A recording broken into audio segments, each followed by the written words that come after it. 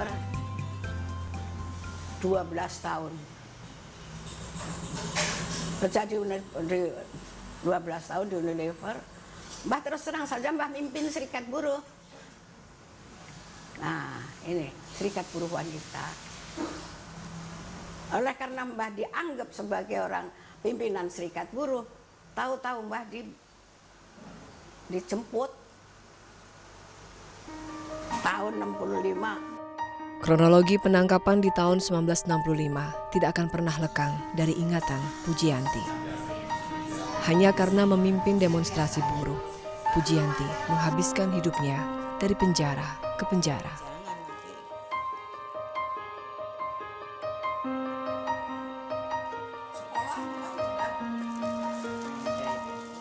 Mbah itu dulu adalah pejuang kaum buruh untuk membela kepentingan kaum buruh. Supaya ada perbaikan nasib. Kalau dulu ya, sebelumnya ada peristiwa ini, kalau perempuan kalau lagi haid, tahu nggak haid ya, 2 hari, 1 hari pertama yang 2 hari cuti tidak dipotong gaji.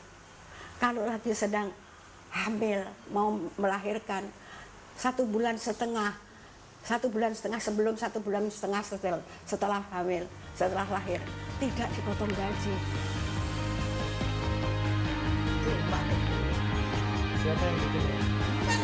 Tidak hanya harus kehilangan hak asasi dan masa mudanya, Pujianti juga harus menerima label tahanan politik.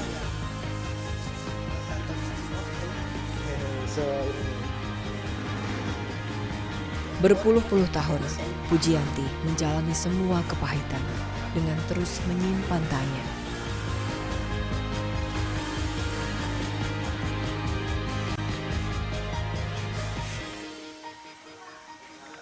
Lah kita cuma tanda tanya, ada apa kok kita itu masuk ke situ? Kan tanda tanya, nggak tahu apa sebabnya. Kok sampai di penjara? Apa sebabnya? Kita nggak tahu apa sebabnya. Iya. Pujianti tidak sendiri. Pasca peristiwa 1965, ribuan orang menerima ditangkap dan dijadikan tahanan politik di seluruh Nusantara.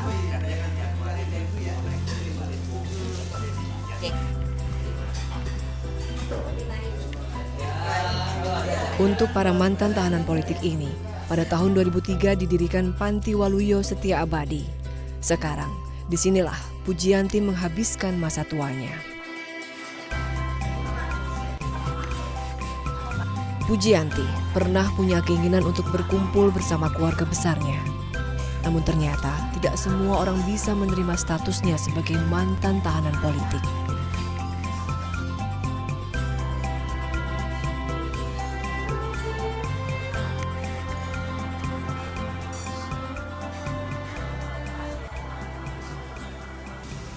Keluarga itu takut sama kita, dianggap kita itu ada punya kesalahan politik. Padahal politik itu bagi mereka kan tidak tahu apa politik itu. Ya tak? Padahal kita kan soal perjuangan. Nah, jadi kalau kita kumpul di sini nih, kita kumpul dengan teman-teman, kita mau bicara dengan teman-teman, kita mau apa dengan teman itu satu kata, sehia sekata satu penanggungan. Satu nasib, satu perjuangan. 1 bulan sekali, anggota keluarga para mantan tahanan politik mengadakan arisan, berkumpul, dan saling berbagi cerita. Sama-sama menjalani masa lalu yang kelam dan masih menyimpan pertanyaan yang sama. Oleh karena kita yang arisan di sini ini adalah anak cucu kita, jadi dari anak cucu kita itu kita temu kangen, jadi kita kepingin ketemu, kita kepingin apa itu bergaul, jangan sampai pisah antara keluarga dengan keluarga senasib sepenanggungan ini. Masih tetap satu, rukun atau rukun. Sampai kakek-kakek ninen. Ya kan arisan itu kan gimana ya, sebagai sarana berkomunikasi mereka yang selama nggak ketemu mereka bisa ketemu, ya itu kan bercanda mereka pada ngobrol tentang anaknya, tentang nostalgia masa lalu gitu. Ya saya anggap positif karena menurut mereka kalau ketemu itu umurnya jadi bertambah panjang umurnya menurut mereka. Laki dan istri dalam buangan beribu-ribu di dalam penjara. Ya, ya, ya, itulah yang akan mendatangkan dunia kemerdekaan.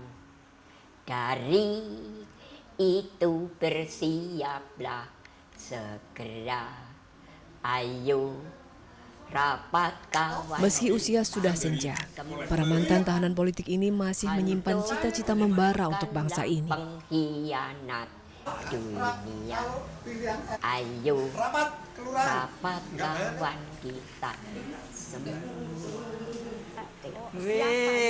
Justru yang menanyakan kepada Mbah ini bisa meneruskan perjuangan Undang-Undang Dasar 45. Ya, ini kekayaan alam baik darat maupun laut dikuasai oleh negara, oleh pemerintah, kesejahteraan untuk rakyat yang sebesar-besarnya. Sekarang mana kere banyak, miskin banyak, korupsi banyak. Label tahanan politik bak pikulan berat yang terus dipikul para mantan tahanan politik. Beban semakin syarat karena sampai hari ini, bahkan mungkin sampai menutup usia, mereka tidak pernah tahu mengapa mereka dijadikan tahanan. Ya, pertama yang menuntut kepada pemerintah rehabilitasi ya. Sebab kami tidak bersalah. Kami tidak pernah diperiksa, apalagi diadili tentang kesalahan yang tidak ada. Tidak masuk pengadilan berarti kan tidak bersalah. Tapi kami ditahan sampai 11 tahun setengah. Nah, inilah rehabilitasi itu kegunaannya nama baik ya, anak cucu keturunan. Kita hanya menuntut kepada pemerintah supaya ada rehabilitasi. Ada nama baik kita sudah dikembalikan. Wong kita nggak bersalah. Ini kita salah apa? Lalu salah kan di penjara. Terus ini surat ini penjara, hasil dari penjara. Oh nggak salah. Cuma dikasih surat, ini sudah bebas, gitu aja. Nah nggak punya salah. Bagaimana? Kita hanya minta supaya ada nama baik kita. Itu saja. Tapi para mantan tahanan politik ini belum lelah menuntut sebuah penjelasan. Saya menulis lebih dari 50 buku. Dan buat saya Karena wanita